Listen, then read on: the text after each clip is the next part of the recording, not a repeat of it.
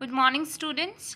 So, we already started our chapter 2 of history, and our next topic is the Paleolithic art.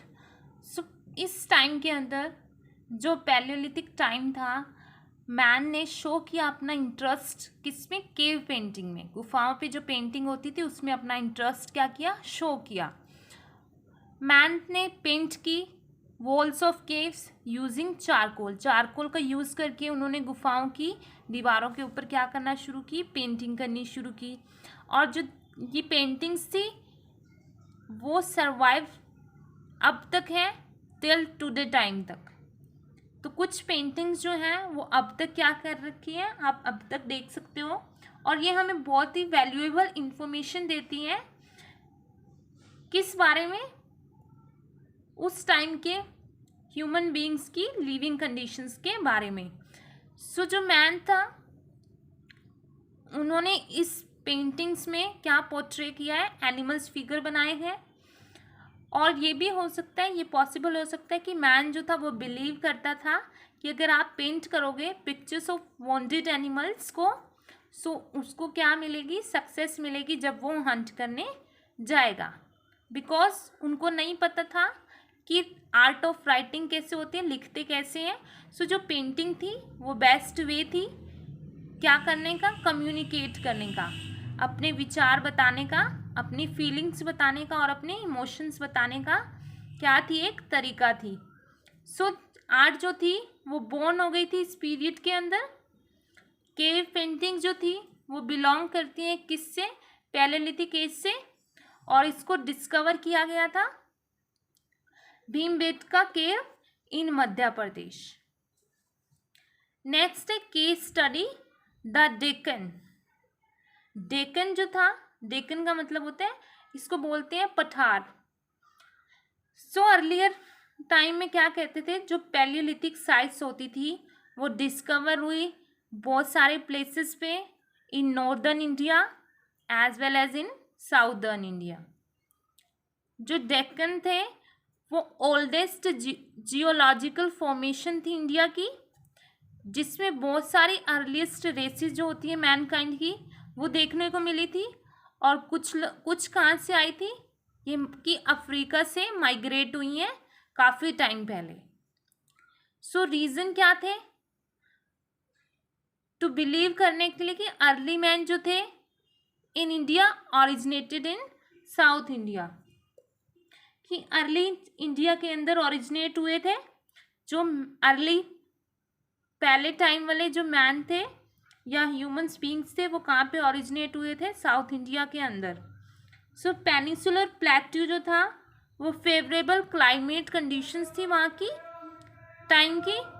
Living condition जो थी, जो पुराने time वाले जो Palaeolithic as time था वहाँ पर ह्यूमंस बीइंग को रहने के लिए बहुत अच्छी कंडीशंस थी।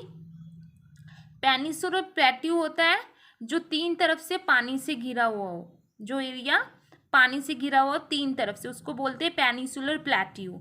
सो यहाँ पर आपको क्या मिलती थी? उनको कंडीशंस मिलती थी बहुत अच्छी, क्योंकि यहाँ पे फूड भी था, वाटर की सप्लाई भी थी।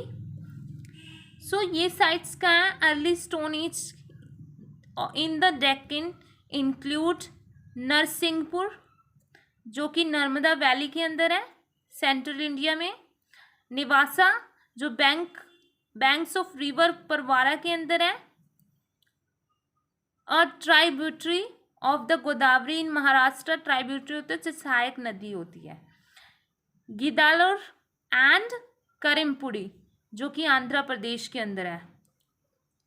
नेक्स्ट है जलाहली जो कि bank of the Kaveri river है कर्नाटका के अंदर। और बहुत सारे प्लेसेस हैं जैसे कि अदमदुराई, अतिरमपक्कम, मनाजनकरन जो कि कहाँ पे है? मद्रास के पास में है, मॉडर्न चेन्नई के पास में है। और ये सभी प्लेसेस जो थे यहाँ पे different kind of stone tools मिले हैं, और क्रूड भी मिले हैं, हैंड एक्सेस भी मिले हैं, क्लेवर्स मिले हैं, स्क्रैपर्स मिले हैं, चॉपर्स मिले हैं, पॉइंटर मिले हैं, ब्यूरेन मिले हैं, और क्या क्या मिले हैं? बोरोर मिले हैं, फ्लेक प्लेट्स मिले हैं। और जो निवासा थी वो टिपिकल साइट थी मिडल पैलियोलिथिक एज की। और यहाँ पे क्या था, पॉपुलर हैबिटेशन थी पैलियोलिथिक मैन के लिए, क्योंकि यहाँ पर पूरी की पूरी कंडीशन अवेलेबल थी रहने के लिए। अपर पैलियोलिथिक एज में टूल जो थे वो बहुत मोर रिफाइंड हो गए थे, मतलब बहुत बेहतर बन गए थे पुराने वाले टाइम से। और मेजर डेवलपमेंट क्या थी इस एज की, कि bones, use of bone tools, bones के टूल्स का भी यूज होने लग गया था। ऑर्नामेंटल स्टिक्स बनाई जाती थी, फिशिंग हार्पून्स बनाए जाते थे, पॉइंटेड स्पीयर्स, एरोज बनाए जाते थे। ये अपर पैलियोलिथिक एज के जो टूल्स थे उनके नेम हैं। जब मीजोलिथिक एज आई अराउंड 8000 BC के अंदर, तो जो क्लाइमेट था वो चेंज होना शुरू हो गया था पूरे वर्ल्ड के अंदर। जो पॉपुलेशन जो थी वो ग्रो करने लग गई थी धीरे धीरे, और जो प्रेशर था लोकल रिसोर्सेज पे वो इंक्रीज़ हो गया था। कि अब क्या था, ह्यूमन बींग्स की पॉपुलेशन इंक्रीज़ होनी शुरू होगी, तो जो रिसोर्सेज थे, पानी था, फूड था, वो सभी उनकी डिमांड भी बढ़ने लग गई। सो जो लोग थे, ग्रुप ऑफ पीपल जो थे, उनको मोर मोबाइल चाहिए था।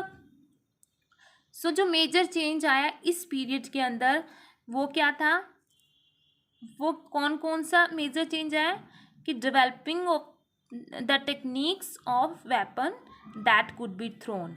उन्होंने ऐसे वेपन्स बनाए जिनको आप थ्रो कर सकते थे, जैसे बो एरो जो था वो मीजोलिथिक एज के अंदर डिस्कवर हुआ था। और जो बाकी टूल्स थे वो भी छोटे छोटे बन गए थे, स्मॉलर बन गए थे, और मोर डिफाइंड, और ज़्यादा बेहतर बन गए थे। These were known as microlithic. इनको क्या बोला जाता है, माइक्रोलिथिक बोला जाता था। आदमगढ़ जो था ये कहाँ पे है, बैंक ऑफ नर्मदा रिवर पर है, इन मध्य प्रदेश के अंदर। यहाँ पर बहुत सारे रॉक शेल्टर्स मिलते हैं। सच माइक्रोलिथिक हैव बीन डिस्कवर्ड, जहाँ पे आपने इन माइक्रोलिथिक टूल्स को क्या किया है, डिस्कवर किया है। जो केव पेंटिंग थी वो भी एसोसिएट होती है मीजोलिथिक कल्चर से। रॉक शेल्टर्स जो होते हैं, केव्स जो होती हैं, वो भी मिली थी कहाँ पर, विंध्याचल में। और ये केव जो थी abound in paintings, in caves के ऊपर क्या थी, पेंटिंग की हुई थी। जैसे सीन ऑफ हंटिंग, शिकार के सीन थे, डांसिंग के सीन्स थे, एक्टिविटी ऑफ वॉर थी, बहुत सारी जो थी वो डेपिक्टेड हुई थी इन वॉल्स के ऊपर, की चित्रित की गई थी, बनाई हुई थी इन वॉल्स के ऊपर। So we finished our chapter 2 of history here.